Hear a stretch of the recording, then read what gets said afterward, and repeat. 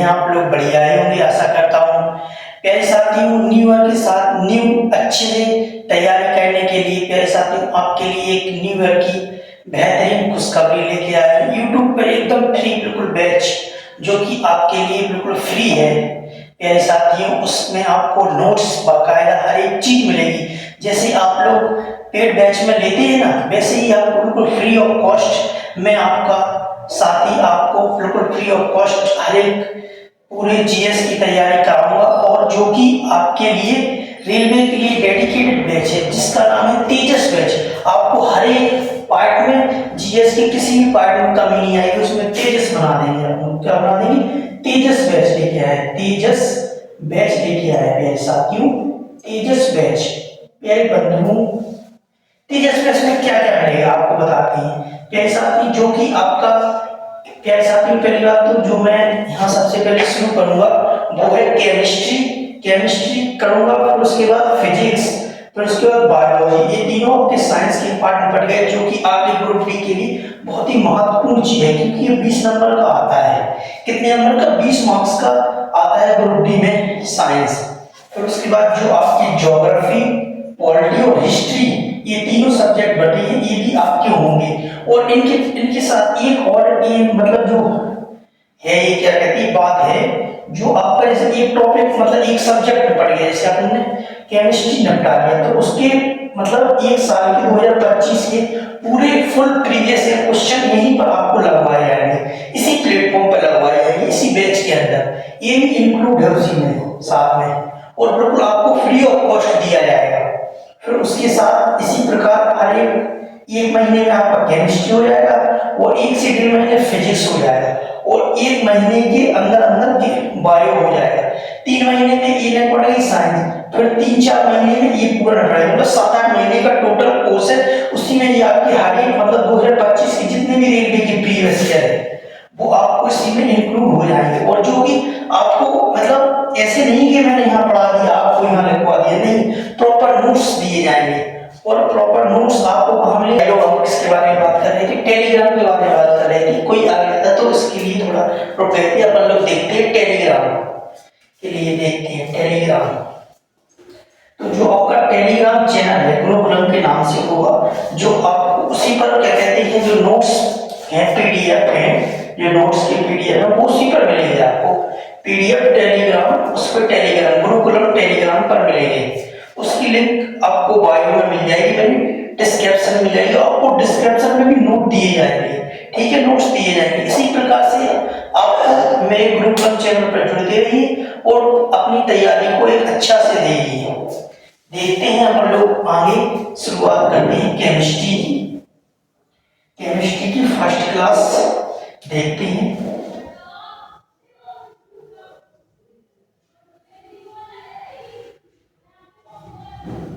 Chemistry, chemistry means क्या होता है? रसायन, रसायन शास्त्र, रसायन विज्ञान या रसायन शास्त्र। रसायन शास्त्र की जनक किसे कहा जाता है? रसायन शास्त्र की जनक किसे कहा जाता है? रसायन। इसमें पहले क्या देखेंगे अपन लोग, थोड़ा पहले इसका जो रसायन शास्त्र के बारे में थोड़े 2-4 पॉइंट देख लेंगे। फिर उसके बाद सबसे पहले अपना फर्स्ट चैप्टर है जो पदार्थ, पदार्थ मैटर, मैटर के बारे में पढ़ेंगे। इसमें देखते हैं रसायन शास्त्र के जनक। रसायन शास्त्र के जनक, जनक कौन है? जनक है लेवोजियर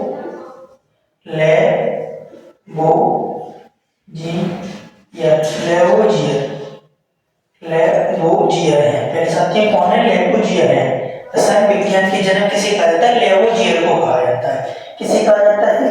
और केमिस्ट्री शब्द में, केमिस्ट्री शब्द को मिश्र भाषा में क्या कहा जाता है? केमिस्ट्री, केमिस्ट्री शब्द को मिश्र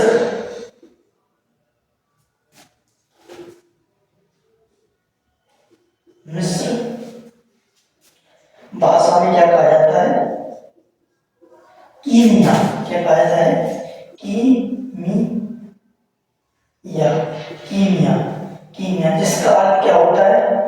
कीमिया जिसका अर्थ है कीमिया, कीमिया जिसका अर्थ है काली, काली मिट्टी।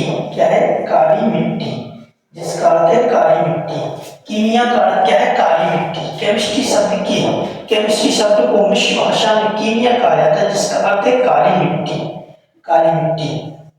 और रसायन शास्त्र के जो कि भारत के जनक कौन है? पीवी रॉय, पीसी रॉय, प्रफुल्ल रॉय को कहा जाता है। भारत में रसायन शास्त्र के जनक किसे कहा जाता है? नंबर 3, भारत, क्या कहते हैं? ये लिख लीजिए, आप पॉइंट लिख लीजिए, ये मोस्ट पॉइंट है, ये पेपर में पूछा ही जा सकता है। लिख लेंगे, भारत में रसायन विज्ञान या शास्त्र, विज्ञान या शास्त्र के पिता पीवी रॉय, पीवी रॉय या प्रफुल्ल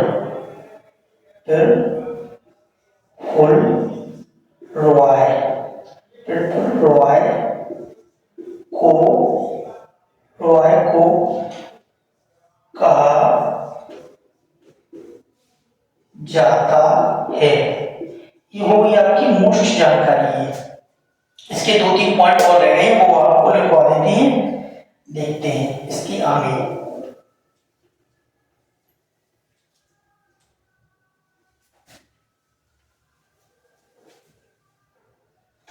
ऑक्सीजन का आविष्कार किसने किया था? एक पॉइंट और है कि ऑक्सीजन का आविष्कार किसने किया था?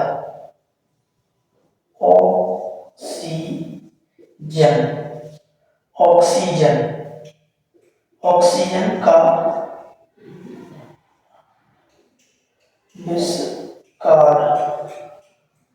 आविष्कार किसने किया था? जोसेफ ने किया था। जोसेफ कौन है?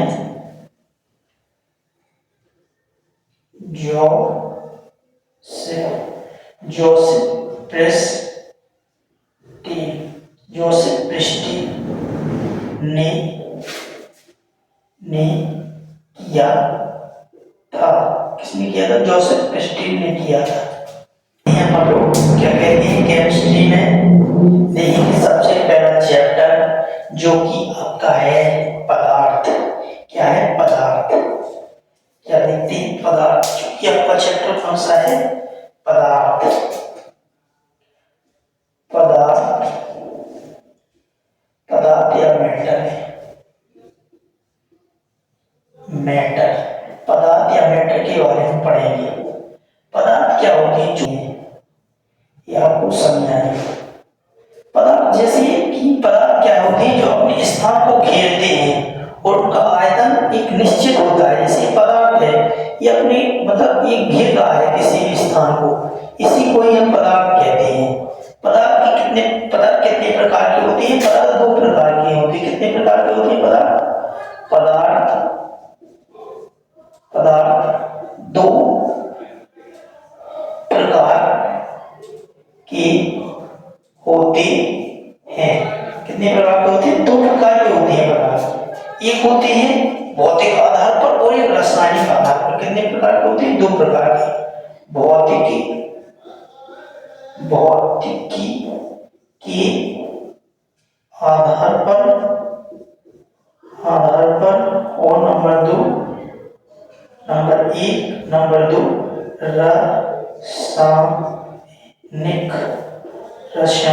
रासायनिक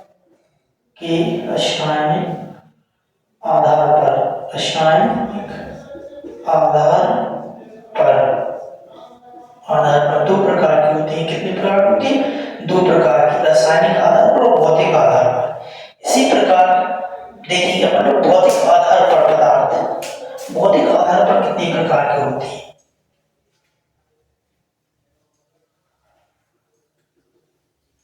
भौतिक आधार पर देखते हैं।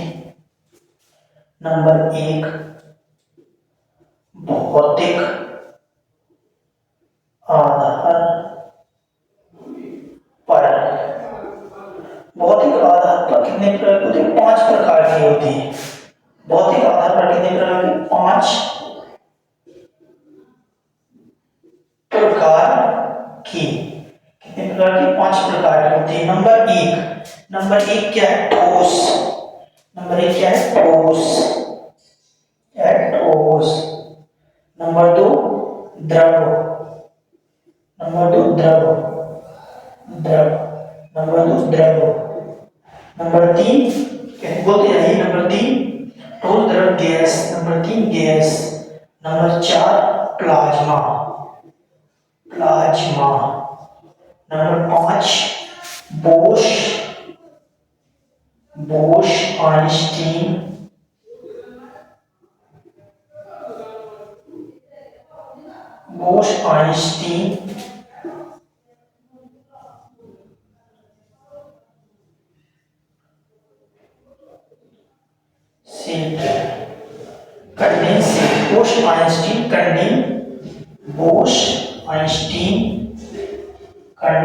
कंडेंसेट। बोश आइंस्टीन कंडेंसेट। ये 5 प्रकार की होती है पदार्थ। कितने प्रकार की? 5 प्रकार की होती है। ठोस, द्रव, गैस, प्लाज्मा, बोश आइंस्टीन, कंडेंसेट। ये 5 प्रकार के होते हैं। ये आपको सिर्फ समझाने के लिए लिख रहा हूँ। इसको नोट तो आपको नोटिस तो मतलब वो क्या कहते हैं, नोट्स तो दिए जाएंगे, आप टेलीग्राम चैनल पर दिए जाएंगे पीडीएफ में। और देखते हैं अपन नंबर 1 इसमें ठोस देखते हैं। ठोस क्या होती है? ठोस पदार्थ क्या होते हैं? ठोस वे पदार्थ होते हैं जिनका आकार एवं आयतन दोनों ही निश्चित होता है। क्या होता है? आकार एवं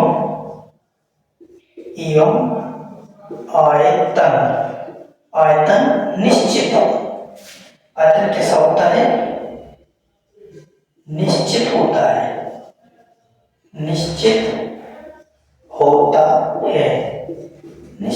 कैसा होता है? निश्चित होता है। इनका आकार एवं आयतन निश्चित होता है, उन्हें हम ठोस कहते हैं। जैसे कि टेबल।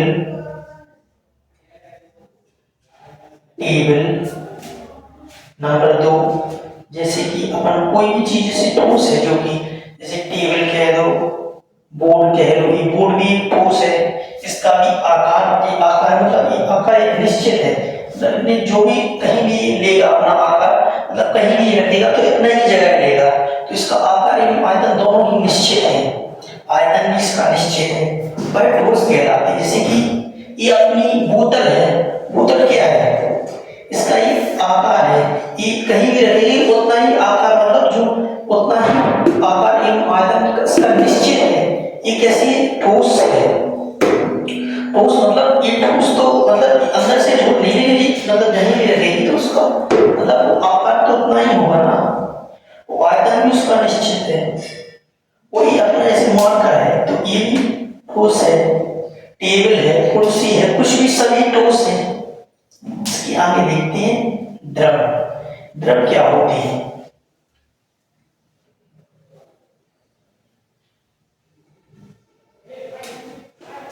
नंबर 2 द्रव। इनका क्या होता है? आकार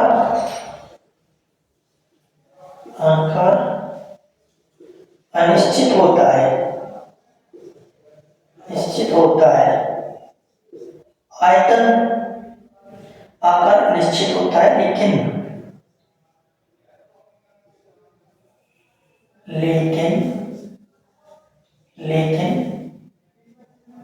इनका आयतन निश्चित होता है। क्या होता है? आयतन निश्चित होता है। जैसे जो कि अपना जो पानी है, ये अभी अपन पानी इसमें बोतल में रखा है, इसको अपन ग्लास में रख देंगे तो उसके आकार का हो जाएगा। कटोरी में रख देंगे तो उसके आकार का होगा। जिस चीज में रखेंगे उसी के आकार का हो जाएगा। तो इसका आकार निश्चित नहीं होता, लेकिन आयतन निश्चित है। मतलब ये इतना ही पानी है तो इतना ही तो रहेगा, पानी थोड़ा बढ़ जाएगा, पानी तो इतना ही रहेगा ना। इसीलिए है इसका आकार तो अनिश्चित है, लेकिन आयतन निश्चित है। क्योंकि पानी बढ़ तो सकता नहीं, कटोरे में डाल देंगे तो भी उतना रहेगा, क्योंकि गिलास में डाल देंगे तो भी उतना ही रहेगा, और किसी में भी डाल देंगे तो उतना ही रहेगा। अपन मात्रा ही नहीं है पानी, या इसमें ऊपर से मिलाएंगे तो तभी बढ़ेगा आयतन, वरना आयतन तो निश्चित ही रहेगा। इसी प्रकार थोड़ा पानी पी लेते हैं, फिर आगे देखते हैं।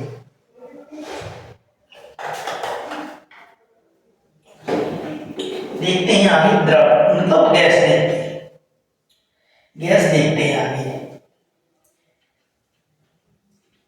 भाई लोग गैस बहुत बनती है आदमियों को, क्योंकि एसिडिटी हो जाती है तो गैस बन जाती है। वो तो मैं मजाक में कह रहा हूँ, गैस बन जाती है, मैंने आप लोग पढ़ेंगे जैसे CO2 एक गैस है, O2 ऑक्सीजन एक गैस है, कार्बन डाइऑक्साइड एक गैस है जो आप ईंधन के रूप में जलाते हैं। गोबर गैस वो भी गैस है, मीथेन है और अन्य प्रकार की बहुत सारी गैसें हैं, उनके बारे में देखते हैं अपन। नंबर 3 गैस के बारे में। गैस नंबर 3, गैस क्या होती है? इनका आकार एवं आयतन दोनों अनिश्चित होते हैं। इनका आकार एवं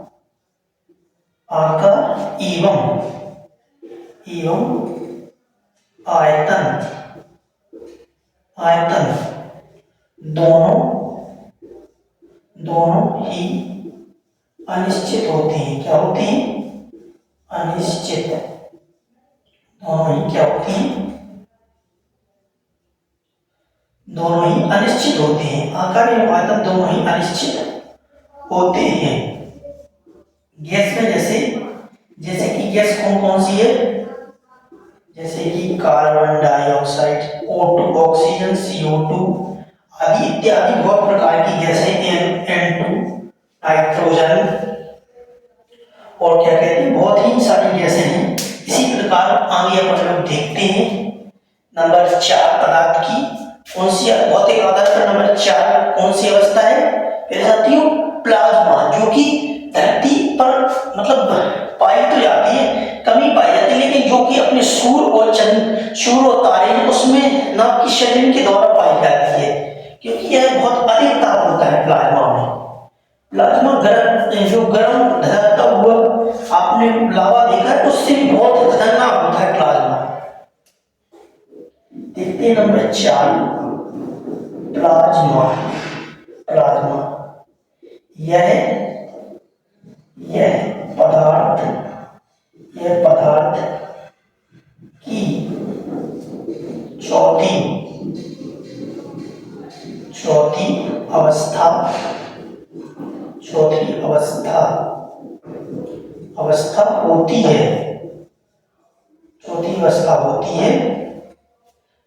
अवस्था होती है। ठीक है मेरे साथियों, यह चौथी अवस्था होती है प्लाज्मा, जो कहाँ पाई जाती है? जो कि जैसे कि जो सूर्य में पाई जाती है। कहाँ पाई जाती है? सूर्य एवं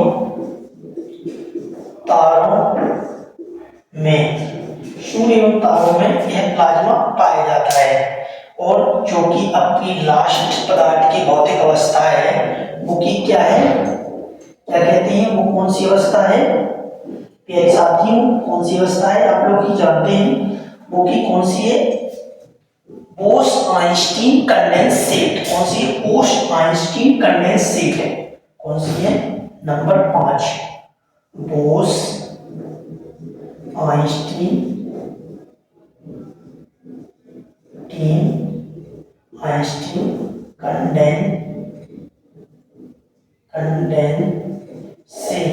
कंडेंसेट। Bose-Einstein condensate. बोस किसका नाम? सत्यानाश। ये कौन सी अवस्था है? यह 5वीं है। 5वीं अवस्था है। 5वीं अवस्था है। पदार्थ की कौन सी अवस्था है? 5वीं अवस्था है।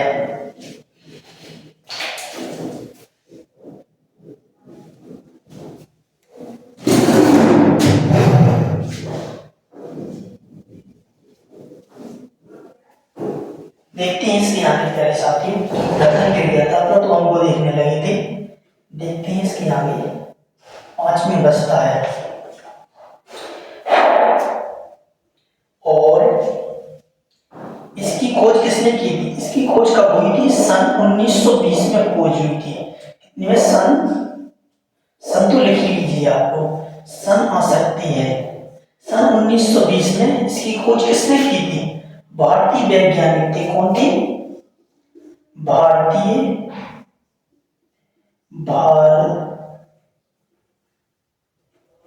गलत हो गए मेरे साथी। भारतीय वैज्ञानिक, भारतीय भौतिकी वैज्ञानिक कौन है? भौतिकी। आप लोग ऐसा समझ रहे हो कि मैं देख रहा हूं तो देख नहीं रहा हूं, वो मुझे ध्यान आ जाता है तो मैं उसी को, भारतीय भौतिकी वैज्ञानिक, भारतीय भौतिकी वैज्ञानिक, वैज्ञानिक है। कौन है? सत्यनाथ बोस। कौन है? सत्यनाथ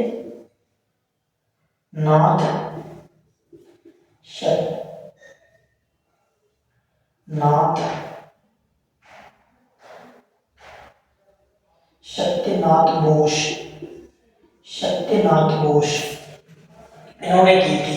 और जो आइंस्टीन जो रहा है, इन्होंने इनको मतलब भेजा था तो इन्होंने अपने नाम पर ही कराया था। फिर इन्हें अपना इनने खोज की थी, इनका नाम बाद में जोड़ दिया था, बोस आइंस्टीन कंडेंसेट। इसलिए बोस सत्यनाथ बोस ने की थी। किसने की थी? सत्यनाथ बोस। सत्यनाथ बोस ने इसकी खोज की थी, जो कहाँ के थे? बंगाल के रहने वाले थे। कहाँ के रहने वाले थे? बंगाल के रहने वाले थे। देखते हैं रासायनिक आधार पर कितने प्रकार की होती है अवस्थाएं। पदार्थ की रासायनिक आधार पर कितने प्रकार की अवस्थाएं होती है, देखते हैं अपन लोग आगे।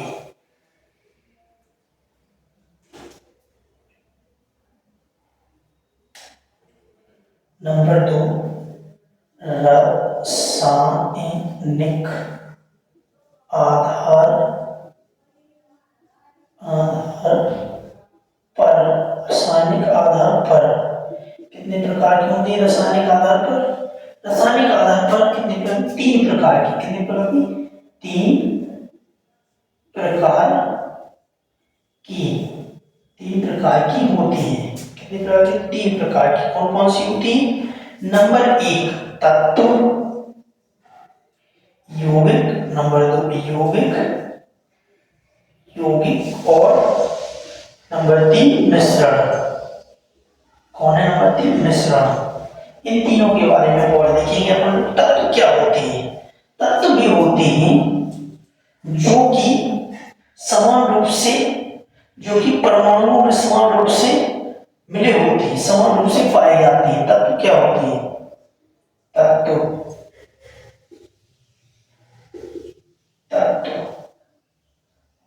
यह परमाणुओं में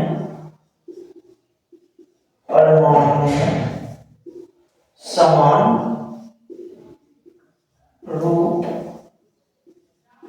से पाए जाते हैं, समान रूप से पाए जाते हैं। यह 3 प्रकार की होती है। कितने प्रकार की होती है? 3 प्रकार के होते हैं। कौन कौन से होते हैं? 3 प्रकार के होते हैं। तत्व 3 प्रकार के होते हैं। कौन कौन से? धातु, कौन कौन से प्रकार के होते हैं? तत्व 3 प्रकार के होते हैं। इसके आगे देखते हैं। धातु, अधातु और उपधातु। कौन कौन से प्रकार के होते हैं? धातु, अधातु और उपधातु। तत्व 3 प्रकार के होते हैं, धातु, अधातु और उपधातु। धातु क्या होती है? धातु जो कि विद्युत की सुचालक होती है, मतलब जिसमें करंट आया जा सकता है, जैसे कि लोहा, कॉपर, एल्युमिनियम। इसमें धारा प्रवाहित हो सकती है फुल तरह। सबसे अच्छी धारा प्रवाहित, मतलब जो भी सबसे अच्छा धारा का अच्छा कंडक्ट वो है, क्या कहते हैं? सबसे अच्छा कुचालक है, मतलब सुचालक है, वो की है, क्या कहते हैं? अपना कॉपर। कॉपर है जो सबसे अच्छा, और उसके बाद एल्युमिनियम, लोहा इत्यादि। अपन लोग किस किस की, मतलब बिजली के तार में कौन कौन सी धातु का उपयोग करते हैं? एक तो कॉपर का करते हैं और एक एल्युमिनियम का भी करते हैं। एल्युमिनियम का, जो कि एल्युमिनियम सस्ती धातु है, और जो कॉपर धातु है जो महंगी आती है। कॉपर की डोरी महंगी आती है और एल्युमिनियम की डोरी सस्ती आती है। इसी प्रकार से धातु, मतलब तत्व 3 प्रकार के: धातु, अधातु और उपधातु।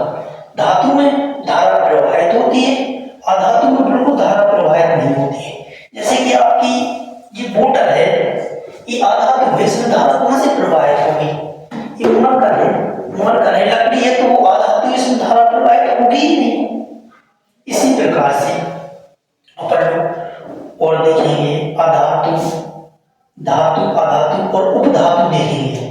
उपधातु क्या है? नंबर 3 उपधातु। उपधातु में क्या होता है? उपधातु में थोड़ी थोड़ी धाराएं प्रवाहित होती है। जैसे आपका उपधातु में सबसे अच्छा उपधातु है आपका ग्रेनाइट होता है ना, ग्रेनाइट जो वो ग्रेनाइट वो हाँ ग्रेनाइट जो आपकी पेंसिल की नुकी होती है ना, ग्रेनाइट की होती है, उसमें थोड़ी थोड़ी धाराएं प्रवाहित होती है, तो आपको थोड़ा सा जेन्युइन टाइप की आएगी ग्रेनाइट में। इसी प्रकार से देखेंगे अपन लोग आगे कौन सा देखेंगे? यौगिक। यौगिक नंबर 2। यौगिक क्या होते हैं? यौगिक वे तत्व जो एक निश्चित अनुपात में मिलाए जाते हैं, यौगिक उन्हें कहते हैं जिन तत्वों को एक निश्चित अनुपात में मिलाया जाता है, हम यौगिक कहते हैं। यौगिक दो प्रकार के होते हैं, एक कार्बनिक यौगिक, एक अकार्बनिक यौगिक। जिसमें कार्बन पाया जाता है वो कार्बनिक यौगिक होते हैं, जिनमें कार्बन नहीं पाया जाता है अकार्बनिक यौगिक होते हैं। जैसे कार्बनिक यौगिक कौन कौन से हैं? कार्बनिक यौगिक कार्बनिक यौगिक नंबर 1, नंबर 2, इसके दो प्रकार होती है। अकार्बनिक यौगिक, अकार्बनिक यौगिक कौन कौन से होती है? कार्बनिक में अकार्बनिक यौगिक जिसमें कार्बन पाया जाता है CH3, CO2, और इसमें अकार्बनिक यौगिक में NO2, SO2, ये आदि, जैसे NaCl, ये अकार्बनिक यौगिक है। इसमें ये तो कार्बनिक, इसमें कार्बन पाया ना C, कार्बन हो गया। इसी प्रकार से बहुत है कार्बनिक और अकार्बनिक यौगिक, दो प्रकार के यौगिक होते हैं। और मिश्रण कितने प्रकार के होते हैं देखते हैं। नंबर 3 मिश्रण। मिश्रण क्या है? मिश्रण भी दो प्रकार के होते हैं। पदार्थ को किसी भी अनुपात में मिलाने पर क्या बनता है? मिश्रण बनता है। नंबर 3 मिश्रण।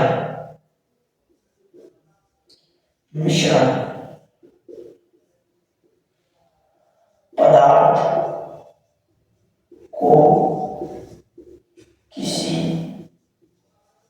भी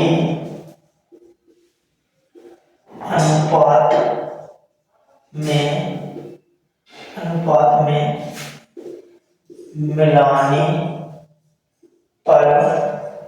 मिलाने पर मिश्रण बनता है। क्या बनता है? मिश्रण बनता है। मिश्रण क्या होती है? मिश्रण जो किसी पदार्थ को अपन लोग मिला देती हैं और किसी भी अनुपात में मिला दें तो वह मिश्रण कहलाता है। जैसे अपन लोग, ये आपका एक गिलास है, मान के चलिए ये गिलास है, उसमें इतना पानी भरा हुआ है, ये आपका पानी है, इसमें मतलब किसी भी अनुपात में पानी भरा हुआ है, थोड़ा ही भरा। इसमें अपन लोग थोड़ा सा नमक डाल देंगे, जैसे इसमें थोड़ा सा नमक डाल दिया अपन ने, नमक के दाने बन जाएंगे।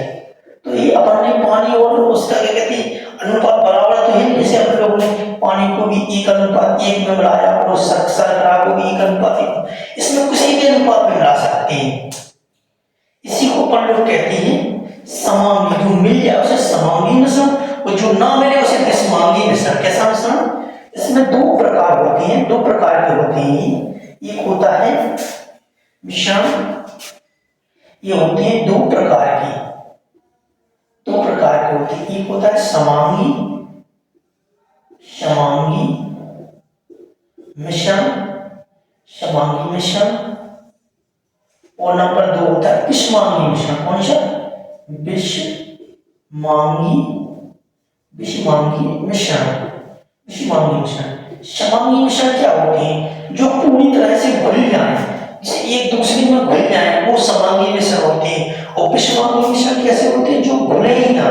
जैसे अपन लोग क्या कहते हैं, अपन लोग कितने पत्थर इसमें डाल देते हैं, पत्थर पानी में घुलेंगे नहीं, तो तो वो विषमांगी मिश्रण है। इसी प्रकार समांगी मिश्रण, जैसे अपन लोग दाल को उबालेंगे और घुल जाती है दाल पानी में तो वो समांगी मिश्रण होगा, और बिना घुली दाल को डालेंगे तो वो विषमांगी मिश्रण होगा। जैसे अपन लोग दाल उबालते हैं तो वो मिल जाती है तो वो समांगी मिश्रण है। जैसे अपन लोग किसी भी पानी में नमक डालेंगे, नमक का तो वो घोल बन जाएगा, तो उसे ही हम समांगी मतलब मिल जाए, ना पानी का पता चल रहा है ना नमक का। जैसे दाल है, दाल उबालेंगे तो उसमें ना दाल का पता चलता है ना पानी का, क्योंकि वो बिल्कुल गाढ़ी हो जाती है और एक मतलब उसको बिल्कुल अच्छे से उबाल दिया जाए, उसके दाने वाने कुछ ना दिखे, इसी को समांगी मिश्रण कहते हैं। विषमांगी जो आप मतलब आपकी आंखों से दिख जाए उसे विषमांगी, जो आंखों से दिखे ही ना उसे समांगी मिश्रण कहते हैं। सीधी तो बात है, जो दिखे ना उसे विषमांगी, वो जो दिख जाए उसे समांगी। जैसे आपको एक पानी है, एक पानी का ये मग्गा है, इसमें नमक डाल देंगे इसी में, तो ये अपन घोल लेंगे चम्मच से, ये चम्मच से घोल लेंगे, फिर इसको पता पड़ेगा। आपको कोई किसी ने दे दिया तो आप पता पड़ पाएंगे, पीएंगे जब इसका टेस्ट बता पाएंगे कि नमक का पानी है, वरना तो देख के तो बता नहीं सकेंगे इसमें आपने नमक डाला है कि शक्कर डाला है, ये तो बता नहीं पाएंगे। इसी प्रकार से आज की क्लास यही समाप्त नहीं होती है। अपन लोग आप सोच रहे थे समाप्त हो जाएगी, नहीं समाप्त नहीं होगी। अब ये अपन लोगों को ठोस द्रव और गैस में अंतर पढ़ाई करना है, अंतर को देखना है, अंतर को समझना है, उस द्रव में अंतर को समझना है, क्योंकि हमने आपके नोट्स में अंतर नहीं लिखा था, उसको भी आपको समझा दें, फिर क्लास आपकी समाप्त हो जाएगी आज की। ठोस देखते हैं, ठोस ठोसों का कैसा होता है? ठोसों में आकार तो होता है, ठोसों का आकार कैसा होता है? ठोसों का आकार एवं आयतन, आयतन कैसा होता है? निश्चित होता है, निश्चित होता है। आकर्षण बल अधिक होता है, कैसा होता है? अंतर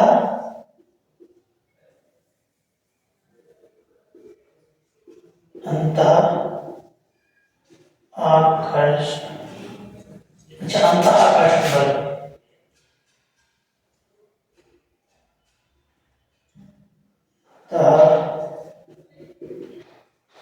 आकर्षण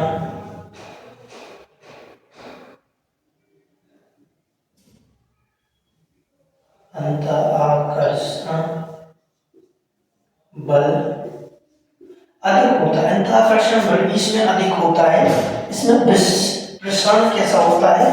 प्रसारण होता है, इसमें प्रसारण सबसे कम होता है, प्रसारण सबसे कम होता है, और इसका घनत्व सबसे अधिक होता है। क्या होता है? प्रसारण सबसे कम होता है, और घनत्व क्या होता है? घनत्व सबसे अधिक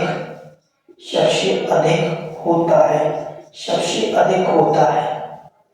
घनत्व सबसे अधिक होता है, प्रसारण सबसे कम होता है, और विसरण भी सबसे कम होता है। विसरण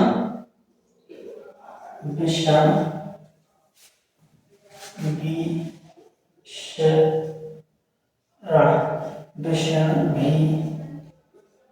कम होता है, विसरण भी कम होता है। इसका आकार एवं आयतन निश्चित होता है, अंतरावधि पर पाया जाता है, विसरण सबसे कम होता है, घनत्व सबसे अधिक होता है, और प्रसारण सबसे कम होता है, विसरण भी सबसे कम, प्रसारण सबसे कम होता है, आकर्षण बल और घनत्व सबसे अधिक होता है, और आकार आयतन निश्चित होता है। ये होती है ठोस की विशेषताएं, जो कि आपको अंतर के रूप में देखेंगे। इसी प्रकार द्रव के बारे में देखेंगे, किसके बारे में देखेंगे? द्रव के बारे में, द्रव के बारे में देखेंगे। द्रव क्या होता है? द्रव का आकार तो निश्चित होता है, क्या होता है? नहीं, आयतन तो निश्चित होता है, लेकिन आकार निश्चित नहीं होता है। क्या होता है? आयतन निश्चित होता है, आकार अनिश्चित होता है, आकार अनिश्चित होता है, आयतन निश्चित होता है, आकार अनिश्चित होता है। और इसमें अंतःआकर्षण बल ठोसों की अपेक्षा थोड़ा कम होता है। अंतःआकर्षण बल ठोसों की अपेक्षा थोड़ा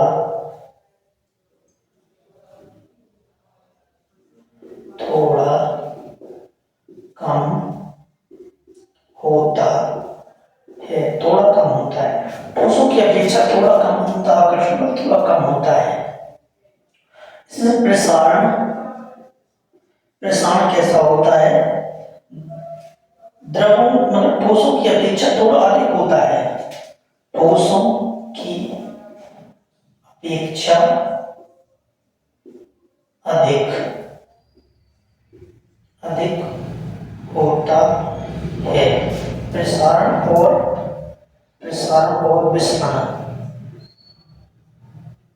प्रसारण और विसरण, दोनों ही ठोसों के बीच थोड़ा अधिक होता है। इसमें क्या कहते हैं, अंतःआकर्षण बल अधिक होता है और इसमें एक और पॉइंट, घनत्व भी अधिक होता है। घनत्व कितना होता है? घनत्व ठोसों की अपेक्षा थोड़ा कम होता है। ठोसों की अपेक्षा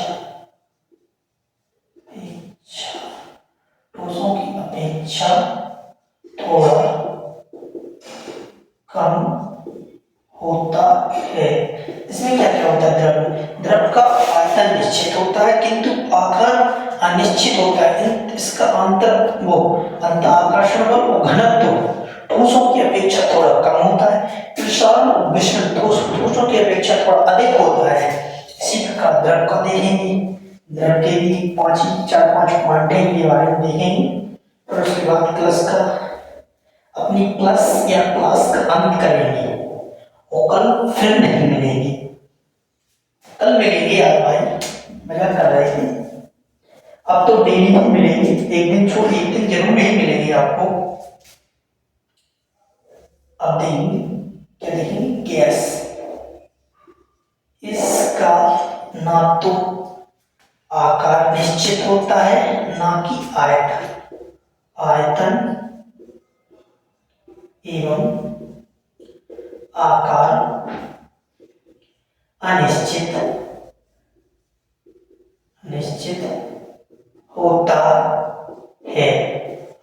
होता है। इसमें विसरण,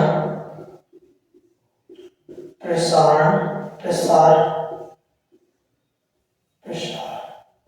सबसे अधिक होता है। अंतःआकर्षण बल सबसे